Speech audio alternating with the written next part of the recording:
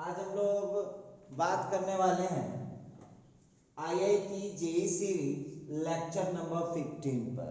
आज हम लोग बात करेंगे, देखिए आपके सामने क्वेश्चन दिख रहा होगा, है तो बहुत normal question, air force x group 2017 में पूछे हुआ है।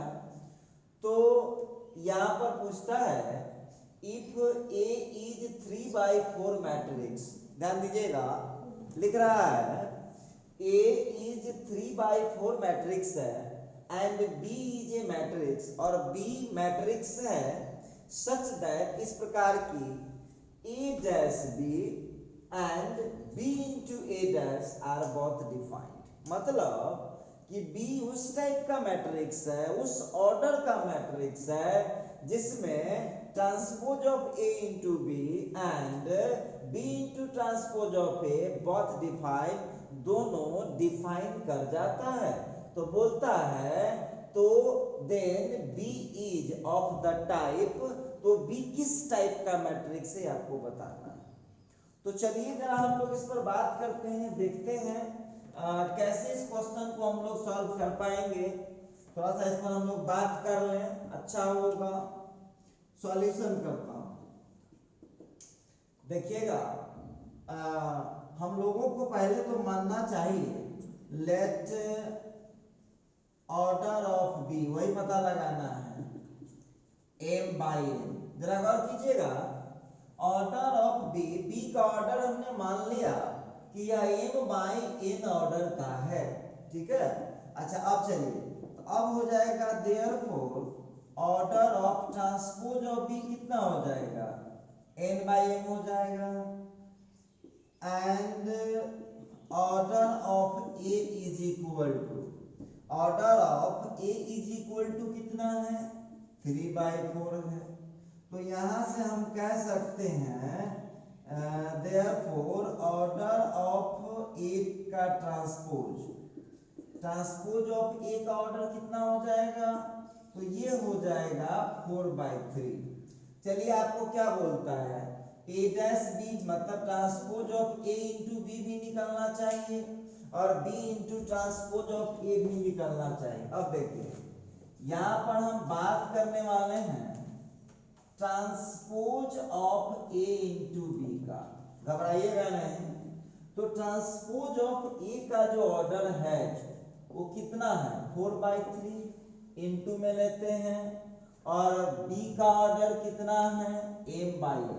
आप खूब बढ़िया से जानते हैं दो मैट्रिक्स का मल्टीप्लिकेशन कब होता है, जब पहले में कॉलम की संख्या दूसरे में रो की संख्या के बराबर होता है। पहले में कॉलम की संख्या जब दूसरे में रो की संख्या के बराबर होता है तो वहां पर आप लोगों को m का वैल्यू कितना हो गया, m का वैल्यू हो गया 3। तो आप उसका तो लिखे हुआ है क्वेश्चन कि transpose of A into B निकलेगा, इसका मतलब क्लियर है कि m का वैल्यू 3 हो जाएगा। चलिए थोड़ा सा और हम लोग बातचीत करते हैं। ऑल्सो क्वेश्चन के मुताबिक बोल रहा है B into transpose of A भी निकलेगा, तो B का ऑर्डर कितना है, m/n, ठीक है, और ट्रांसपोज ऑफ A का ऑर्डर कितना है, 4/3। तो अब एक बात हमको बताइएगा, फिर मल्टीप्लिकेशन आ गया, तो मल्टीप्लिकेशन कब निकलता है, तो मल्टीप्लिकेशन तब निकलता है जब पहले में कॉलम की संख्या दूसरे में रो की संख्या के बराबर होता है। तो यहाँ पर तो क्लियर है कि n का वैल्यू कितना हो जाएगा, तो इसका मतलब है कि B का जो ऑर्डर होगा, ऑर्डर ऑफ B को हमने क्या माना था, m/n, और m कितना निकला है 3, n कितना निकला है 4, ये आपका रहा आंसर। तो इस क्वेश्चन के मुताबिक आंसर इसका कितना है, A आंसर हुआ। देखिए बहुत आसान क्वेश्चन था, लेकिन हमको लगा कि थोड़ा सा हट के है, तो इसीलिए हमने आपको बनाने का कष्ट किया इस क्वेश्चन को। बहुत आसान क्वेश्चन था और आप लोग इसको इजीली बना भी सकते थे, फिर आप लोग प्रैक्टिस कीजिए, कोई दिक्कत हो बस एक ही तो कॉन्सेप्ट लगा है, पहले में कॉलम की संख्या दूसरे में रो के बराबर होना चाहिए। तो ये रहा दूसरा क्वेश्चन। देखिए बहुत इजी है लेकिन स्टूडेंट को ये बहुत हार्ड लगता है। ए दिए हुआ है, आई तो हम लोग जानते ही हैं, तो बोलता है which of the following holds, मतलब निम्नलिखित में से कौन for all n greater than equal to 1, मतलब निम्नलिखित में से कौन है जो सही होगा n greater than equal to 1 के लिए। तो देखिए यहाँ पर हम बात करने वाले हैं a to the power n equal to n into a minus n minus 1, तो 4 ऑप्शन हम लोगों को दिए हुए हैं। अब जो चालाक स्टूडेंट होगा, देखिए कैसे चेक करता है, हम आपको चेक करना सिखाते हैं। वो तो सीधे कहता है चेक कीजिए, आपको बनाना थोड़ी ना है। तो चलिए हम आपको दिखाते हैं इसको कैसे सॉल्व कीजिएगा क्वेश्चन को, ठीक है। सबसे पहले तो यहाँ पर n का वैल्यू 1 लीजिए, taking n is equal to 1, then अब देखिए ऑप्शनों को क्रॉस चेक कर लीजिए, इसमें दूसरा कोई ऑप्शन, दूसरा कोई विकल्प है नहीं, क्वेश्चन कुछ है नहीं, तो ऑप्शन से ही चेक करना होगा। तो चलिए हम पहला ऑप्शन में ही चेक करते हैं, n की जगह पर 1 डालते। देखिए ऑप्शन ए चेक कर रहे हैं, गौर कीजिएगा। ऑप्शन ए हमारे पास कितना है, जितना जल्दी आप लोग चेक कर लीजिए, an का हो जाएगा n, ये दिया हुआ है A option, n minus 1 into i, ठीक है। तो डाल दीजिए यहाँ पर n की जगह जब 1 डालिएगा तो ये सीधा हो जाएगा a is equal to, n के जगह 1 डालिएगा तो a हो जाएगा और 0 इंटू आई, ये तो एकदम सही है। इसके लिए 1 के लिए तो करेक्ट हो गया, फैसला नहीं हो पा रहा है। चलिए आगे देखता हूँ। ये और आपको हम बोले थे ना, याद होगा आप लोगों को, याद होगा आप लोगों को कि हम बोले थे कि मैट्रिक्स में पावर वाला 2 3 तक जाते जाते डिसाइड हो जाएगा। देखिए अब सेकंड में डालते हैं, अब मने मने आप कर सकते हैं, तो डाल दीजिए। देखिए सेकंड वाला भी अब सही डालिए, हम एक डालकर सिखा दिए थे, n की जगह 1 डालिए, n की जगह जब 1 डालिएगा a हो जाएगा 2 के पावर 0 इंटू a, तो ये भी a हो जाएगा, ये 0, ये भी करेक्ट है, ये भी करेक्ट है, और ये चारों ऑप्शन 1 के लिए करेक्ट है। तो 1 के लिए चारों सही है। देखिए 1 के लिए a भी सही, b भी सही, c भी सही और d भी सही। इसका मतलब है कि 1 पर फैसला नहीं हो पाएगा, ठीक है। तो अब n का वैल्यू 1 से बढ़ाना है। अब क्या कीजिएगा आप लोग, फैसला हो जाएगा, बहुत जल्दी फैसला हो जाएगा। टेकिंग कीजिए n इज इक्वल टू 2, तो देखते हैं जब n का वैल्यू जब हम 2 डालेंगे, चले आइए डालिए, n की जगह पर 2 डालिए। देखिए अब इसी जगह फैसला देखिएगा निकल जाएगा, डालिए जहां जहां n है।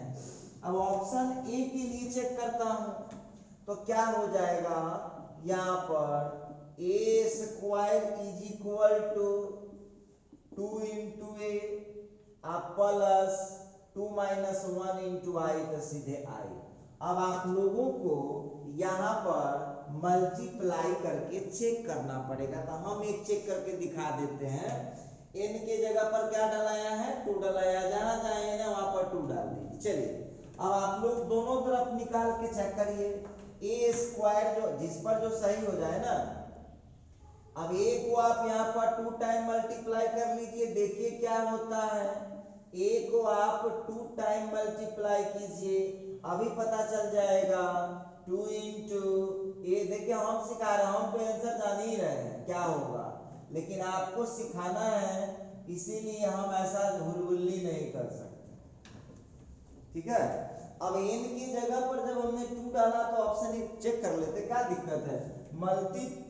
मल्टीप्लिकेशन सब लोगों को करने आना, करिए। मल्टीप्लाई करेंगे तो कितना हो जाएगा, तो 1 प्लस 0, तो 1 हो गया, ये सीधा 0 हो जाएगा, 1 प्लस 1 का 2, 1 इंटू 0, फिर यहाँ का 1 हो गया, ठीक है। उधर चले आएंगे, जरा ध्यान दीजिएगा 2 0 2 2 और फिर इसी तरह से 1 0 0 1। इसका मतलब है कि 1 0 2 1 और इधर हो जाएगा 3 0 3 0 2 3। इसका मतलब यहाँ पर क्लियर है कि ये क्या है, ये गलत ऑप्शन हो चुका है। ये जो ऑप्शन है ये ऑप्शन हो चुका है गलत, क्योंकि मैट्रिक्स ये कभी एक्सेप्ट नहीं करेगा, मैट्रिक्स कभी एक्सेप्ट ही नहीं करेगा left side right side equal नहीं हो रहा है, तो ये गलत हो गया। इसी तरह से आप लोग ऑप्शन बी चेक कीजिएगा, ये भी गलत हो जाएगा। ऑप्शन सी चेक कीजिएगा, ये सही हो जाएगा। ऑप्शन डी चेक कीजिएगा, सेम टू सेम चेक करना है आप लोगों को। तो देखिएगा ये आपको दे देता हूं चेक करने के लिए, चेक करना ऊपर सिखा दिए हैं, कुछ नहीं करना। देखिए थोड़ा हिंट दे देते हैं, n के जगह जब 2 डालिएगा, गौर कीजिएगा, n के जगह जब 2 डालिएगा तो a square is equal to 2a, आप प्लस हो जाएगा i। फिर निकाल कर चेक करिए। देखिए क्योंकि इस क्वेश्चन में क्वेश्चन कुछ है नहीं, तो बिना ऑप्शन चेक किए हुए आपको पता नहीं चल पाएगा। तो कीजिए, इस क्वेश्चन में ये सही आएगा आपको an is equal to n into a minus, उस तरह से आप उसको निकाल पाएंगे। तो चलिए आप लोग इसको चेक कीजिएगा घर पर, और कोई दिक्कत हो तो व्हाट्सएप कर सकते हैं या यूट्यूब पर कमेंट कर सकते हैं क्या प्रॉब्लम हुआ, फिर आपसे बातचीत की जाएगी।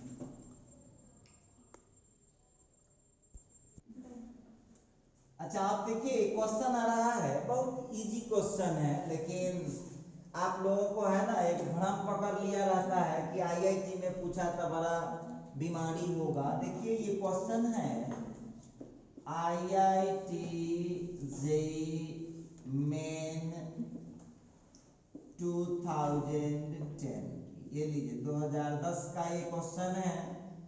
अब यहाँ पर हम लोग बात करना चाहते हैं, एक सवाल है नंबर ऑफ 3/3 मैट्रिसेज ए। वो क्लियर कर चुका है कि ए जो मैट्रिक्स है वो 3/3 ऑर्डर का मैट्रिक्स है।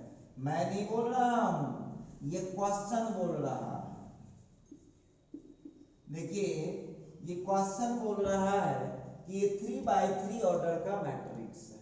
ठीक है, हमने ले लिया, कुछ भी ले लिया, क्या दिक्कत है? आपको ABCD नहीं पसंद है, जो पसंद है ले लीजिए। अब यहाँ पर हम लोगों को क्या दे रखा है, a into XYZ equal to 1 has exactly 2 distinct solution. तो कितना मैट्रिक्स आप बना सकते हैं, तो चलिए देखते हैं। अब यहाँ पर हम लोगों के पास क्या है, a into XYZ equal to हम लोगों का है 1 0 0। क्लियर है? अब ले लीजिए यहाँ पर a की जगह पर हम लोगों के पास क्या है, तो हम लोगों के पास है ABC DEF GHI, ठीक है। और इनटू में ले लीजिए XYZ इक्वल ले लीजिए 1 0 0। सब लोगों में इसमें से जितने भी लोग हैं, चूंकि अब हम लोग इसको कंप्लीट कर चुके हैं, फाइनल स्टेज में चल रहा है, तो एक बात बताइए, सभी लोगों को मल्टीप्लिकेशन करने तो आता है, तो चलिए उसको मल्टीप्लाई कीजिए फर्स्ट रो से फर्स्ट कॉलम में, तो क्या मिल जाएंगे, तो मिल जाएंगे AX plus BY plus CZ DX plus EY plus FZ, फिर GX plus HY plus IZ equal to आ रहा है हम लोगों का 1 0 0। क्लियर है? अब आइए, अब यहाँ पर क्या कीजिएगा, वही बीच में इक्वल आ गया तो क्या करेंगे, पहला पहला के बराबर, दूसरा दूसरा के बराबर, तीसरा तीसरा के बराबर, तो कर दीजिए। क्या हो जाएगा, AX plus BY plus CZ equal to 1, DX plus E Y plus F Z equal to 0, फिर G X plus H Y plus I Z equal to 0। अब देखिए, अब इस क्वेश्चन में यदि हम बात करें तो हमको क्या बोलता है कि नंबर ऑफ 3x3 मैट्रिक्स है, 3x3 ऑर्डर की matrix is a whose entries are 0 और 1, जिसका जो एंट्री होगा, अब ध्यान दीजिएगा यहाँ पर मैं नहीं बोल रहा हूं, जिसका एंट्री वो क्वेश्चन लिख दिया है कि जिसकी एंट्री या तो 0 होगा या तो 1 होगा, एंड फॉर व्हिच जिसके लिए system A X Y Z equal to इतना इतना होगा, उसके पास 2 डिस्टिंक्ट सॉल्यूशन होगा, 2 अलग अलग सॉल्यूशन। तो इस टाइप के कितने मैट्रिक्स, अब उसमें आप तो जानते हैं वो क्वेश्चन ही लिखे हुआ है जहां पर A B C D E F G H I का जो वैल्यू है या तो 0 होगा या तो 1 होगा। तो हम आपसे पूछना चाहते हैं कि ठीक है, आप ए बी सी जो आप देख रहे हैं, तो यहाँ पर हम देख पा रहे हैं कि ए के जगह पर या बी के जगह पर या सी के जगह पर हम 0 ले सकते हैं, ठीक है, वो यहाँ 1 ले सकते हैं। क्वेश्चन एक बार फिर समझ लीजिए, the number of 3x3 matrices, 3x3 order का मैट्रिसेस जिसकी एंट्री या तो 0 है या तो 1 है, फॉर व्हिच जिसके लिए इतना का मान एग्जैक्टली 2 डिस्टिंक्ट सॉल्यूशन। इसका मतलब है कि एक्स वाई जेड का जो है आपको 2 डिस्टिंक्ट सॉल्यूशन निकलना चाहिए, वैसे मैट्रिक्स की संख्या कितनी होगी। तब एक बात बताइएगा, इस क्वेश्चन में ये 2 अलग अलग सॉल्यूशन निकलेगा कि क्या निकलेगा, क्योंकि एबीसी का मान फिक्स नहीं है, तो ये कहना डाउटफुल है, ये परफेक्टली नहीं कहा जा सकता है किस टाइप के कितने मैट्रिक्स पॉसिबल हो सकते हैं। और एक्स वाई जेड का सॉल्यूशन देखिए कितने वैल्यू हो सकते हैं। मान लीजिए कि ए की जगह 0 लिया, बी की जगह 0 लिया, सी की जगह 1 लिया, तो अलग आंसर आ जाएगा वहां पर। तो एग्जैक्टली जो यहाँ पर जो लगाया है एग्जैक्टली केवल 2 सॉल्यूशन हो, इसकी गारंटी कोई नहीं दे सकता है। तो इसीलिए इस क्वेश्चन का आप कह सकते हैं कि आंसर क्या हो जाएगा, तो इसका आंसर हो जाएगा ए, मतलब इसको आप कह सकते हैं 0 matrices of A can be possible. देखिए यहाँ क्वेश्चन में डाउट है, क्वेश्चन क्लियर नहीं हो पा रहा है, क्वेश्चन से ये बात नहीं क्लियर हो रहा है। देखिए वहां A B C D E F G H I जो है इसकी वैल्यू 0 या 1 है, तो हम समझ गए। अब 2 एग्जैक्टली 2 सॉल्यूशन आएगा, मतलब केवल 2 हल आएगा, ये बात कह पाना गारंटी से मुश्किल है। इसीलिए हम इसमें लिखेंगे इस टाइप के कोई मैट्रिक्स हमको मिलने वाला नहीं। तो चलिए बहुत आसान है, ये सब क्वेश्चन सबको आप लोग इजी वे में बना सकते हैं।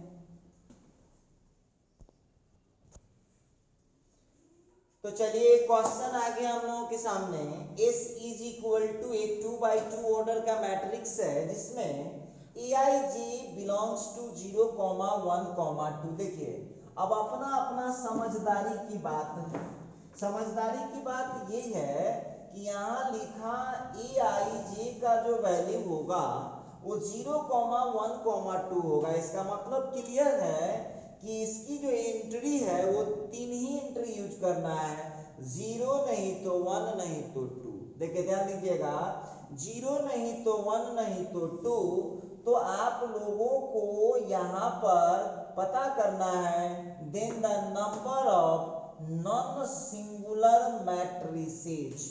तो नॉन सिंगुलर मैट्रिसेज की संख्या कितनी हो जाएगी इन सेट एस, इस एस में।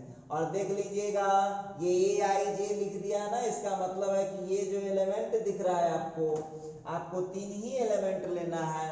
और ऊपर से बैंड भी लगा हुआ है, गौर कीजिएगा आप लोग, ऊपर से बैंड लगा हुआ है, ऊपर से बैंड लग चुका है कि यहाँ पर A11 इक्वल टू A22 होगा। इसका मतलब है कि जो इसका डायगोनल एलिमेंट है वो दोनों सेम है। देखते हैं, तो चलिए यहाँ पर सबसे पहली बात कि इसका जब सॉल्यूशन करते हैं, बहुत सस्ता क्वेश्चन है, थोड़ा दिमाग लगाइए आप लोग। अब देखिएगा क्वेश्चन में, तो यहाँ पर जो हम लोगों को दिया है, हम मान लेते हैं let A, B, C belongs to 0, 1, 2। तो अब यहाँ पर कितना हो जाएगा, सो बात हमको बताइएगा।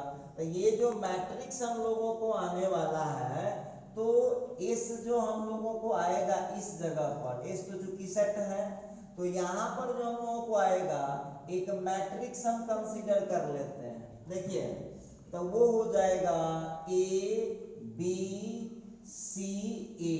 अब बहुत विद्यार्थी कहा कि सर आप A, B, C, A क्यों लिख दिए? अरे तो हम अपना मन से थोड़ी लिखते हैं, जरा इस क्वेश्चन पर नजर डालिएगा। ये क्वेश्चन लिख रहा है कि A11 का जो वैल्यू है वो A22 के वैल्यू के बराबर। इसका मतलब है कि इसका डायगोनल एलिमेंट बिल्कुल सेम है, डायगोनल एलिमेंट बिल्कुल सेम है। इस तरह से आप उसको कर पाएंगे। तो चलिए देखते हैं।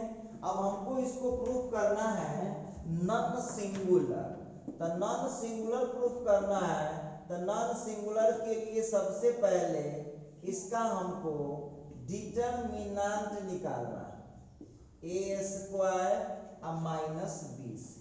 चलिए ठीक है, ए स्क्वायर माइनस बी सी हो गया। अब आपके पास ऑप्शन अब डिसाइड कीजिए आप लोग। तक केस 1 में देख लीजिए आप, केस 1 में 3 केस लगेगा, कोई एक से डिसाइड कर लीजिए ना। हो a is equal to 0, a is equal to 0, तो यहाँ पर क्लियर हो चुका है। देन हम यहाँ कह सकते हैं कि BC जो होगा, BC जो होगा वो सेट 1, 2 का ही मेंबर हो सकता है। ये जो BC होगा, देखिए क्यों, अब गौर कीजिएगा। जब एक आप जानते हैं कि नॉन सिंगुलर प्रूफ करने के लिए जो इसका डिटरमिनेंट है वो 0 नहीं होना चाहिए, तब इतने आपको दिमाग लगाना है। तो डिटरमिनेंट 0 कब हो जाएगा? जब A के जगह पर आप 0 लिए हैं, अब B में और C में से किसी और को भी यदि आप 0 ले लिए, वो थोड़ी ना कहा है कि A को 0 को एक ही बार लो या 1 को एक ही बार लो, ऐसा तो नहीं बोला है। लेकिन वहां पर एक चीज क्लियर है कि आपको डिटरमिनेंट वैल्यू 0 नहीं होना चाहिए, क्योंकि क्वेश्चन कहता है कि वह नॉन सिंगुलर रहना चाहिए। ठीक है, तो A की जगह जब 0 लेते हैं तो BC का जो वैल्यू है वो क्या हो सकता है? तो 1, 2 आ जाएगा। तब एक बात हमको बताइएगा, तो 2 एलिमेंट है, तो यहाँ पर जो है पॉसिबिलिटी कितना बनता है, सो बात बताइएगा। तो यहाँ पर पॉसिबिलिटी देखिए B और C के लिए पॉसिबिलिटी कितना बनता है? तो BC के लिए हमको पॉसिबिलिटी बनता है 1, 1 बन जाता है, 1, 2 बन जाता है, 2, 1 बन जाता है, ध्यान दीजिएगा, 2, 1 बन जाता है और फिर 2, 2 बन जाता है। क्या हुआ, जब तो दिख रहा होगा। तो इस तरह से यहाँ पर 4 पॉसिबिलिटी बन गया। ठीक है, तो 4 टाइप का तो इसी केस 1 में निकल गया। टोटल हमको पता करना है कि कितनी पॉसिबिलिटी है। अच्छा, अब जो है केस 2 पर हम बात करते हैं। केस 2 पर बात करते हैं when A is equal to 1। Then अब A का वैल्यू जब 1 हम लेंगे, 1 है, तुम यहाँ जा खाली का है।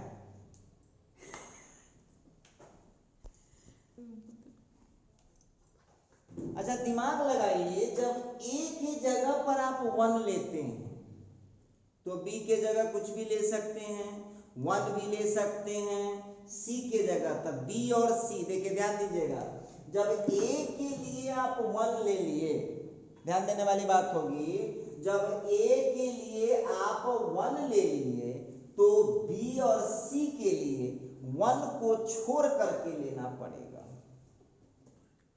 ए के लिए जब आप वहां पर 1 लेते हैं तो बी और सी दोनों में से, तो देख लीजिएगा क्या पॉसिबिलिटी बनता है। ए के लिए जब 1 हम टेकअप करते हैं तो यहाँ पर ए का वैल्यू 1 जब लिए तो बी का वैल्यू 1 भी ले सकते हैं, बी का वैल्यू 2 भी ले सकते हैं और बी का वैल्यू 3 भी ले सकते हैं, चलेगा, कोई दिक्कत नहीं है। उसी तरह से तो यहाँ पर उसी तरह से हम जब ए का वैल्यू 1 लेंगे तो आप इसको चेंज कर सकते हैं, सी का वैल्यू भी इसी तरह से हम लोग कर पाएंगे। तो इस केस में आपको कितना पॉसिबिलिटी बन जाता है, तो इस केस में आप लोगों को 8 पॉसिबिलिटी बनेगा। देखिए ए का वैल्यू जो आप लोग देख रहे हैं, ए का वैल्यू आप लोग को 1 लेना है तो ए का वैल्यू जब यहाँ मिल जाएगा, देखिए एक ही तो शर्त है, डिटरमिनेंट 0 नहीं होना चाहिए। क्लियर कर दिया है कि डिटरमिनेंट 0 नहीं होना चाहिए। तो भाई डिटरमिनेंट 0 नहीं होना चाहिए, इसका मतलब क्लियर है कि ए के लिए जब 1 लेते हैं तब बी और सी दोनों को हम 1 नहीं ले सकते हैं। तो ए का वैल्यू देखिए बना सकते हैं, पॉसिबिलिटी बनाइए, इसी तरह बनेगा ए के लिए 1 तब बी के लिए 2 और फिर यहाँ पर सी के लिए भी आप 1, इसी तरह से करते जाइए। तो इस तरह से आप लोगों को पॉसिबिलिटी कितना आएगा, 8 को आएगा, निकाल के चेक करिएगा, आ जाएगा, कोई दिक्कत नहीं है। तो आप लोगों को 8 पॉसिबिलिटी इस केस में आता है, लिखना पड़ेगा इसी तरह से ए का वैल्यू 1, अब ये दोनों फिर ट्रांसफर कीजिए, फिर लिखिए, तो उसी तरह से तो यहाँ पर हो जाएगा आप लोगों को ए बी सी के लिए, ये आप विद्यार्थी कहा कि सर कैसे पता लगा लिए हैं, तो ए फिक्स किया तो बी और सी वेरिएट किया तो उसको मल्टीप्लाई करेंगे 2 3 2 3 2 3 तक कितना हो जाएगा, 2 गुने 2 गुने 2 8 नहीं हो जाएगा। तो इस तरह से जो है आप लोगों को ए बी सी जो आपको आएगा वो आपको इस तरह से आ सकता है 1 2 1 1 1 2, इसी तरह से आप लोग लिखिएगा तो 8 पॉसिबिलिटी आपको यहाँ आता है, ठीक है। अब उसी तरह से केस 3 की बात करता हूं, तो केस 3 में क्या होगा, व्हेन ए का वैल्यू 2 लेते हैं, ए का वैल्यू जब आप देखिए आपके पास 0 1 2 है ना, 0 1 2 है, तो 0 1 2 है तो जब ए का वैल्यू आप 2 लीजिएगा, आपके पास पॉसिबिलिटी है 0 1 2, तो 0 1 2 है तो आप जब ए की जगह 1 लेते हैं तो बी और सी में से किसी को हम 0 भी सेलेक्ट कर सकते हैं या 2 भी, इस तरह से आप उसको चुनिए। तो व्हेन ए का वैल्यू 2 लेते हैं फिर उसी प्रकार से तो क्या सेलेक्ट कर सकते हैं, एक बात बताइएगा, तो ए का वैल्यू जब 2 लेते हैं तो b1 हो सकता है, c0 हो सकता है, उसी तरह से ए का वैल्यू जब 2 लेते हैं तो बी का वैल्यू 0 हो सकता है, सी का वैल्यू, देखिए आप लोगों को इस तरह से जब लिखते जाइएगा तो यहाँ पर ए बी सी का जो आएगा कैसे लिख सकते हैं, ए के जगह तो आप 2 फिक्स कर दिए हैं, ए के जगह 2 फिक्स कर दिए तो ये हो जाएगा 0 1, करते जाइए ना, फिर हो जाएगा 2 1 0, उसी तरह से फिर आपको करना होगा करिए आप, फिर 2 फिक्स कर दिए हैं तो अब 2 से चेंज करेंगे हम यहाँ पर तो 2 2 1, इसी तरह से खोजते जाइएगा तो ये भी आपको 8 हो आ जाएगा। तो 8 आ गया, ए का केस 1 में आ गया 4, केस 2 में आ गया 8 और केस 3 में आ गया है 8। तो इस तरह से आप लोगों को लिख के देखिएगा, 8 को यदि नहीं पूरेगा, देखिए कैसे बहुत सिंपल है, जैसे यहाँ लिए हैं ना हम 1 तो फिक्स कर दिए हैं फर्स्ट पोजीशन पर, बी और सी को चेंज कीजिए, 2 1 तो 1 2, फिर हो गया 0 1 तो फिर हो गया आपको फिर 0 1 कर दीजिए, फिर उसी को पलटिए 1 0, इस तरह से करते जाइएगा 8 को आ जाएगा। तो आप लोगों को यहाँ पर कितना हो गया, तो हो जाएगा टोटल नंबर हमको निकालना है, तो टोटल नंबर ऑफ मैट्रिसेस कितना आया सो बात हमको बताइएगा। तो total number of matrices in S, तो एस में जो मैट्रिक्स आ रहा है, केस 1 में आया है 4, केस 2 में आएगा 8 और केस 3 में भी आएगा 8, तो यहाँ पर आपको टोटल 20 आंसर है। देखिए अब बहुत विद्यार्थी कहेगा कि सर 8 कैसे पूरेगा, हम लिखेंगे नहीं, आपको HW में छोड़ दिए हैं, हम हिंट दे देते, बहुत आसान है। देखिए HW रहा आपका, HW रहा आपका, कैसे आ जाएगा 8 को, तो देखिए अब A के जगह 1 फिक्स किए, B के जगह 0, C के जगह पर 1 चलेगा। देखिए आप वहां पर ABC का वैल्यू डालिए, केवल 0 नहीं आना चाहिए डिटरमिनेंट का वैल्यू। उसी तरह से A के जगह 1 कर दिए, B के जगह भी 1, C के जगह 0। यहाँ देख लीजिएगा अगला क्या हो जाएगा, A के जगह 1, B के जगह 1 और C के जगह 1, ये नहीं हो पाएगा। क्यों नहीं हो पाएगा, जब ये डाल दीजिएगा तो वो 0 हो जाएगा। उसी तरह से आप बढ़ाइए, A के जगह 1 लिए, B के जगह 1, C के जगह पर 2, क्लियर है। उसी तरह से A के जगह पर 1 लिए, B के जगह पर 2 लिए, C के जगह पर 1 लिखिए ना, लिखा जाएगा, कोई बहुत बड़ा बात नहीं है, अपने से लिखिए हो जाएगा। तो इस तरह से जो है देखिए बहुत आप लोगों को अभी तक हम पढ़ाए हैं IIT JEE सीरीज में, तो कुछ तो जरूर समझ में आया होगा आप लोगों को कि क्वेश्चन का पैटर्न क्या होता है। पढ़ना सब वही है, बस सवाल का प्रैक्टिस करना आपके लिए जरूरी होता है। ऐसा नहीं कि इसके लिए सिलेबस कुछ अलग है या पढ़ना कुछ अलग है तो सारा कहानी वही। अब बताइए उसमें हमको बोला